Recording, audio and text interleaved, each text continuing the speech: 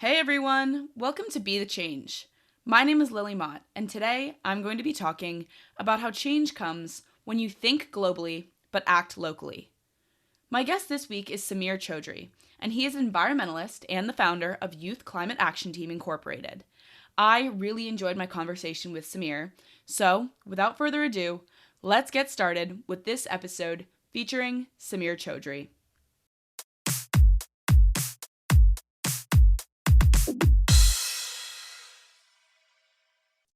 My name is Samir Chowdhury. I'm an environmentalist and I like to say social entrepreneur at Stanford University. I'm the founder and executive director of Youth Climate Action Team Incorporated, and we're a global 501c4 climate justice advocacy nonprofit. So the majority of my climate activism has been channeled through Youth Climate Action Team Incorporated or YCAT, but I'm always looking for new areas and avenues to constantly innovate in the realm of climate because I feel like it's the greatest existential crisis to our generation. That is such a great start. And I would love for us to just get started by having you tell me a little bit more about your background and what really got you started with this work. Can you tell me some about what your path to activism looked like? Yeah, I'd love to. So for me, the climate crisis was always a really personal issue, and it really ties directly into my heritage. So I mentioned earlier that I'm Bangladeshi American and that my family originates from Bangladesh. And throughout my childhood, I visited Bangladesh a lot. And what I realized was that it was a country and population that was at the forefront of the climate crisis. I remember like so distinctly just walking out of the airport my first time and just looking out at the skies, and I was expecting warmth, sunlight, because my parents always told me that it was some tropical place. It was with the equator, so I was like assumed that they were right. But when I stepped out of the airport that first time, I looked at the sky and it was like gray and covered in smog and really polluted. And on top of that, I always heard stories and like fears and anxiety related to the flooding crisis there as well. There's a huge farming population, agricultural population in Bangladesh. But unfortunately, the flooding crisis makes it so hard when farmlands are quite literally being dragged under the sea frequently every year. So, because the issue was so personal to me, my identity, my heritage, I really began considering climate solutions at a young age. It wasn't really channeled until advocacy, I'd say, until I was a lot more confident about myself in high school. And that's when I founded Youth Climate Action Team Incorporated. I worked on a lot of smaller projects throughout my younger years, but I wanted to create something permanent and a system that would be able to just mobilize youth across the world and across intersections to tackle the climate crisis. And that's exactly what I did. It started really small on a really local scale. I am from the DC area, so it started there, only DC, Maryland, Virginia. And then um, we launched programs and programs and programs, and we were able to expand nationally. And then after some really good marketing tactics that we used, we were able to expand internationally as well. And I guess that's where we are today. We're continually expanding branches across the world, working on a lot of lobbying related initiatives, educational related initiatives, scientific research related initiatives. And I'm really happy with the work we've been doing. Yeah, that's great. And thank you so much for sharing that story because I think it's really cool that you've managed to take those scary and very serious observations from when you were younger and turn them into this organization and this great work that you're doing today. So, you talked about it a bit at the end there, but I would love for you to tell me more about the Youth Climate Action Team. Can you tell me about what that organization is working on and just give me some more background on that project? Yeah, I would love to. So, we are a C4 advocacy nonprofit. So, I guess one of the main things we do is a lot of political lobbying. So, that means like every month or so, we have lobbying mobilizations where we gather youth from across the world, virtually, of course, because I feel like that's the best means to, I guess, connect people across the world. And it's also a lot easier because, unfortunately, a lot of people don't have the privilege to be able to just walk onto the streets and start protesting because, as we know, lobbying and politics across the world is very, very, very different. So um, that's the first and foremost thing we do. We do a lot of lobbying, so that means setting up meetings with legislators or phone banking, email banking, around different types of legislation. Each mobilization is on a different type. That's our main thing. And then I'd say the number two really big thing that we do is we have an entire subcommittee dedicated to climate education where we partner with high schools, no, we partner with middle schools and elementary schools and establish completely free of charge climate education after school programs where we kind of teach younger students about the pertinence of the climate crisis, why they should take action, because they are the population that will be primarily impacted by it in the future. And we also have summer camps related to climate leadership development as well that are also completely free of charge. And the really cool thing about our last summer camp program that I really liked is that we were able to give micro grants to a lot of the youth leaders that worked in our program to continue their work and what they did during the program. Beyond that, we do a lot of other initiatives like our Clean America project, which is the world's first global teen-led energy study. And we've actually finished the scientific portion of that project, which is extremely exciting. But essentially, the whole gist of that project is working to provide transparent data regarding the health implications of clean energy and how clean energy truly does have the potential to save lives in so many cities across the US. And we're going to be using that data to lobby politicians even further to further bolster the clean energy status quo. We also have our social justice literacy initiative, which is a really cool project as well, where youth are constantly reaching out to libraries across the United States. I think we're currently working with over 30 libraries to increase social justice texts within the libraries because we understand that libraries are just a great way and resource for youth across the country to learn about these different social justice issues. And we feel like those texts, those ideas need to be constantly represented in those like catalog selections. Beyond that, we do a lot of short-term spin-off projects. I would say those are our really main big projects. We have a blog that weekly publishes new stories related to climate. We have a student network subcommittee that partners with high schools, and we provide consulting and mentorship services to environmental clubs at those schools. So we really have a lot of branches, different projects that each branch is working on. And it's really, really, really exciting work. And I'm really, really proud of it. That is such an extensive network that you've managed to build. And I think it's great that you've learned so much and you're helping to educate younger kids about these issues too, which is so important. And have you been able to, or are you planning on pursuing a degree in some form of environmental studies too? Yeah, the really cool thing, I really like my major, so it's called management science and engineering.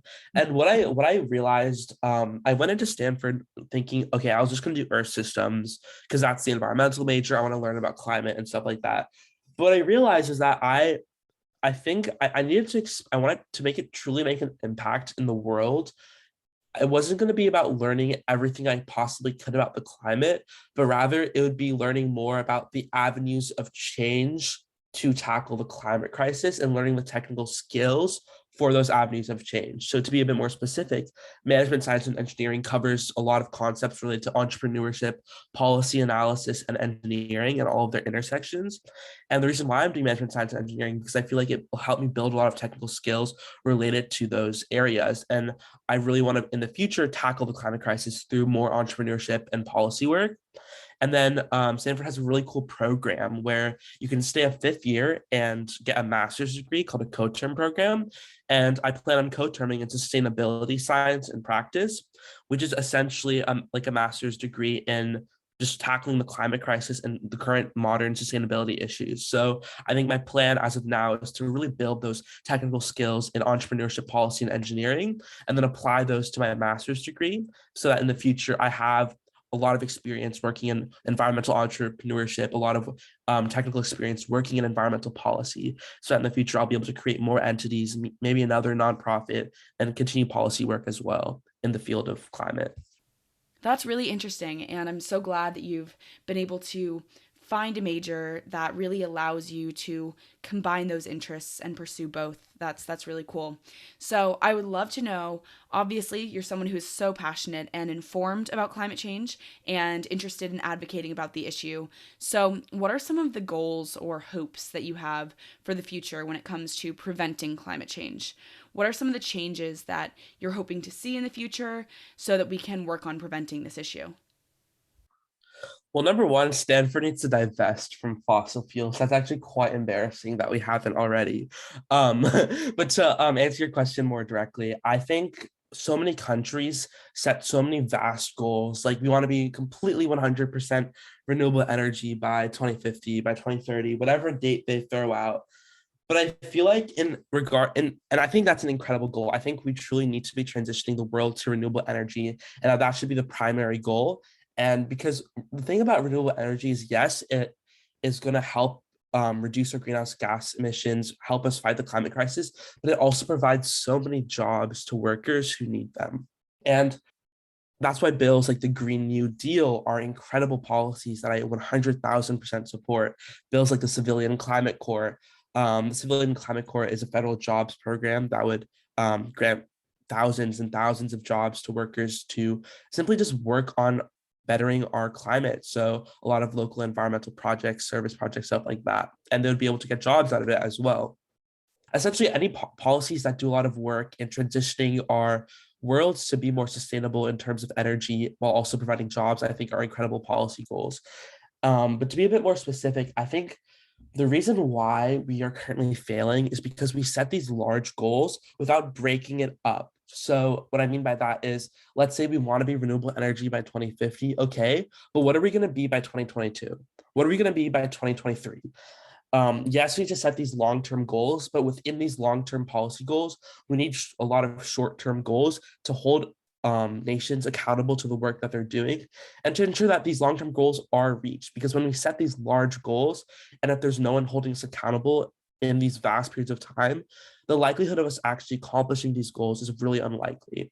So I think just to summarize everything really shortly and concisely, I think whenever we place these long-term policy goals in transitioning our global energy systems, we need to split them up into a lot of shorter-term goals as well. And I think transitioning the world towards clean energy is an incredible policy goal that needs to be addressed as fast as possible because it provides jobs and really helps us tackle the climate crisis.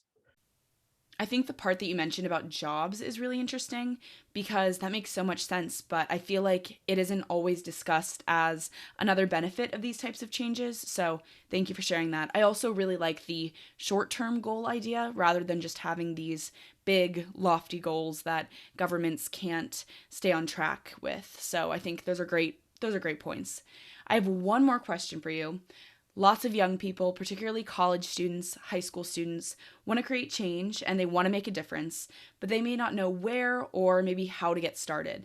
Do you have any advice for those people who may be listening? Yes, 100%. I think the biggest advice is a quote that I heard from my senator once when I was meeting with him back in high school. And he said, think globally, but act locally. So essentially, what that means is that you can tackle these issues that are ravaging the entire world, that are on a global scale. But the best way to do that is to start at a grassroots level within your own community. So that means pick up the phone and call your elected representatives, send them an email, use your voice within your own community and mobilize youth starting within your own community to tackle the issue and issues relating to that. And I feel like you know best about your own community. And I feel like we shouldn't be stepping over other stakeholders in other communities before first starting at a grassroots level. I think the number one most important thing is to make sure that we are tackling the climate crisis in a way where our perspectives are best represented. So before we advocate for issues in another community or in another country, we need to first advocate for those issues within our own community. And it just starts with picking up the phone and giving your elected officials a call because they were elected for a reason and it's their duty to serve us. So think globally, but act locally.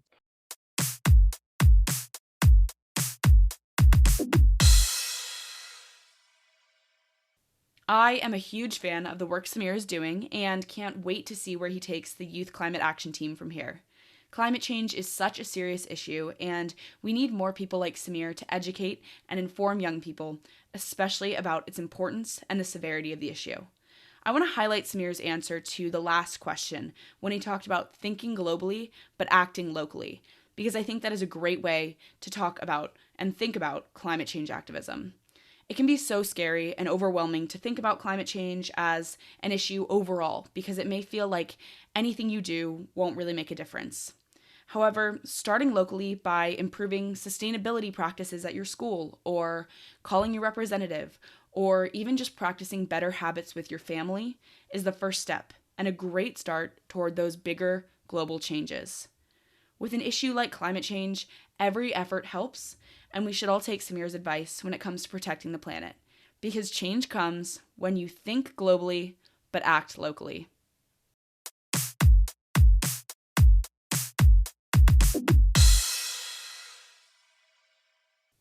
Thank you so much for listening to this episode, and you can connect with Samir on Instagram at Samiracle02, and you can find the Youth Climate Action Team Incorporated at Youth Climate Inc. on Instagram as well. If you want to talk about anything I mentioned, please reach out to me by email at lily@bethechangepodcast.org or on Instagram at bethechangepodcast. Tune in for my next episode, but until then, be the change you wish to see in the world. Bye, guys.